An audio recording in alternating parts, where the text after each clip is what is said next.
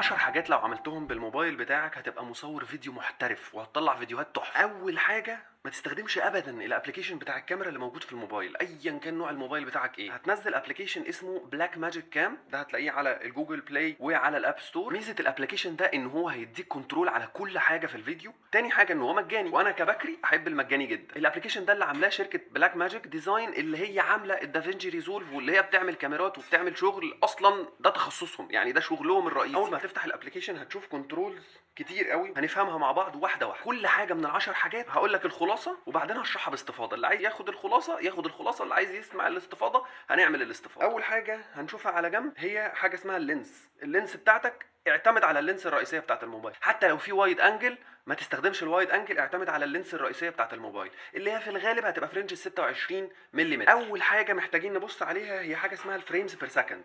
لو عايز الفيديو بتاعك يبقى سينمائي زي المسلسلات والافلام خليه على رقم 25. لو عايز الفيديو ده للسوشيال ميديا وكده خليه على ال30.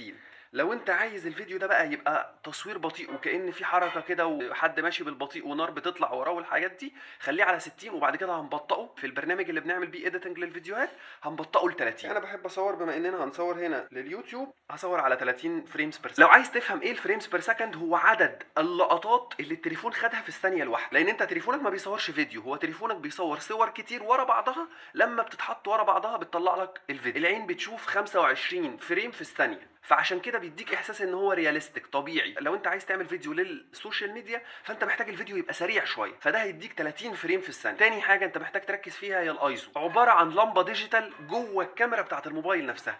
يعني هي مش لمبه بتنور المشهد اللي انت بتصوره، لا هي مجرد بكسلات بيضه بتفتح الصوره شويه وبتنورها شويه، لكن على قد ما هي بتنور لك الصوره هي في الحقيقه بتشوه الصوره شويه، بتعمل ديستورشن، بتعمل بكسلات ملهاش لازمه في الصوره، فبتطلع مش واضحه، عامله زي واحد عنده استجماتيزم كده. فالاحسن ان انت بتقلل رقم الايزو ده لاقل رقم ممكن. اهو كل ما زود الايزو كل ما المشهد كانه بينور، كل ما قلل الايزو المشهد كانه بيضلم. وقاعده عامه برضو، ما تستخدمش ابدا تليفونك وانت بتصور في الضلمه. ممكن بقى عايز تنور المكان بالشمس تنوره باللمبه تنوره باي حاجه، المهم ان انت ما تصورش بتليفونك فيديوهات في الضلمه.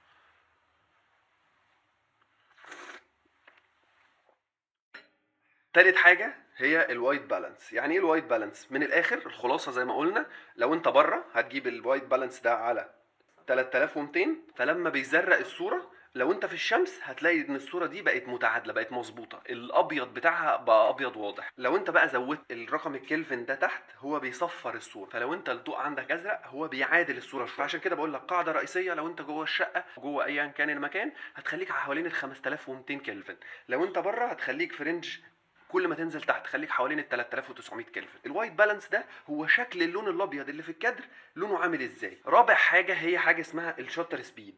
قاعده عامه هتخلي الشوتر سبيد بتاعتك ضعف الفريمز بير سكند. لو انت بتصور اف بي اس 30 يبقى هتخلي الشوتر بتاعك 1/60.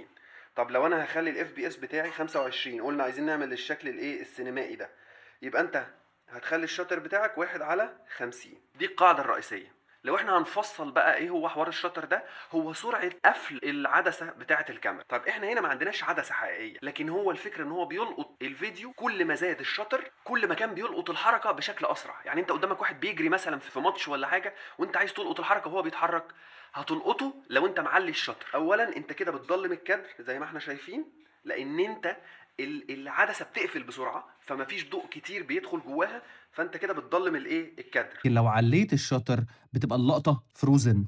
فأنا لو قللت الشاتر سبيد شايف الحركة بتاعت إيدي بلوري إزاي، أو تحسها هيزي، أو تحسها منغبشة كده. خامس حاجه الريزوليوشن.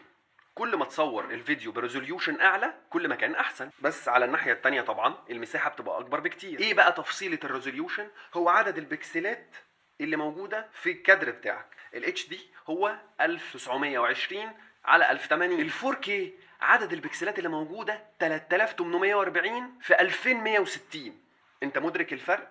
فطبعا حجم الفايل نفسه هيبقى اعلى، لكن كل ما تصور 4K هيبقى افضل. 1080 احسن من ان انت تصور 720، 720 احسن من ان انت تصور 480، وهكذا. انت بتشوفه في اليوتيوب لما بتفتح التعدل في الريزوليوشن بتاع الفيديو، هي دي الفكره اللي انا بتكلم عليها. الحته اللي انا بقول لحضرتك عليها، بص هنا على الوقت نفسه عامل ازاي.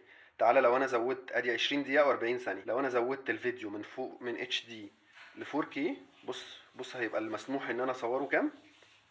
8 دقايق و44 ثانية بس. سادس حاجة البت ريت. البت ريت هو عدد التفاصيل اللي موجودة جوه كل بكسلاية، كلما كان اعلى كلما كان افضل. بص لو انا زودت مثلا البت ريت لماكسيموم، بص هنخرج هنلاقي الفيديو قد ايه، هنلاقي ال8 دقايق بقوا 6 دقايق، لان انت زودت التفاصيل في كل بكسلايه فبقى حجمه اكبر فمش هيعرف يسجل اكتر. طب لو انا قللت البيت ريت لاقل حاجه خالص، بص الفيديو هيسمح لي ان انا اصور 14 دقيقه و38 ثانيه. فهي المساله فكره الايه، المساحه نفسها. سابع حاجه اسمها الكودك. الكودك ده هو ايه؟ الحاجه اللي انت بتحط، الكونتينر اللي انت بتحطه جواه الفيديو عشان تنقله، تروح تعمل له ايديتنج، تروح تنقله لحته تانية. الكودك ده حاجات كتير قوي، كل شركه ليها كودك بتصور بيه. فمثلا ابل عندها حاجه اسمها البروريز. ابل بروريز ده تحفه جدا، بياخد تفاصيل كتير بس حجمه بيبقى كبير قوي. يعني انا لو جيت بصيت عليك دلوقتي، لو انا نقلت الابل بروريز ل 422 هاي كواليتي، بص هيسمح لي بكام ثانيه اصلا ان انا اصور؟ 22 ثانيه فقط لا غير. طيب لو انا قللت الكودك خليته مثلا لايت فيرجن، هيسمح لي ب 47 ثانيه. لان الابل بروريز اصلا ككودك حلو جدا في ان انا بعمل ايديتنج. لو انا هلون الصوره بعد كده هخلي الالوان تبقى واضحه، لكن عاده لو انت بتستخدم الموبايل خليك على الاتش 264 او الاتش 265.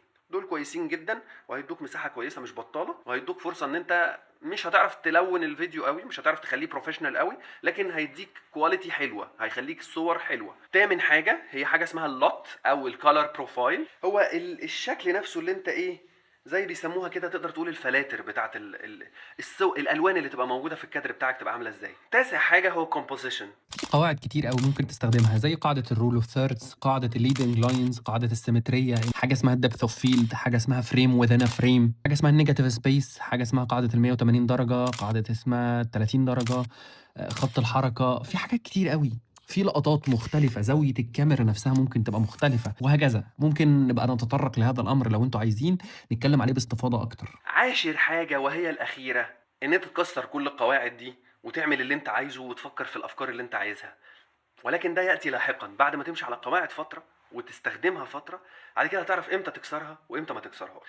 اتمنى اكون ساعدتكم في الفيديو ده، واتمنى ان انتوا تكونوا استفدتوا، واتمنى ان ربنا يلهمكم ويكرمكم وتعرفوا تصوروا فيديوهات حلوه وتساعدوا بيها الاخرين. ولو في حد عنده اي سؤال ممكن ان انا اساعده فيه، ولو حد حابب ان احنا نصور سوا دي حاجه تشرفني جدا. وما تنسوش تحطوا نقطه وتبداوا من اول السطر. السلام عليكم. الميه دي ساقعه قوي.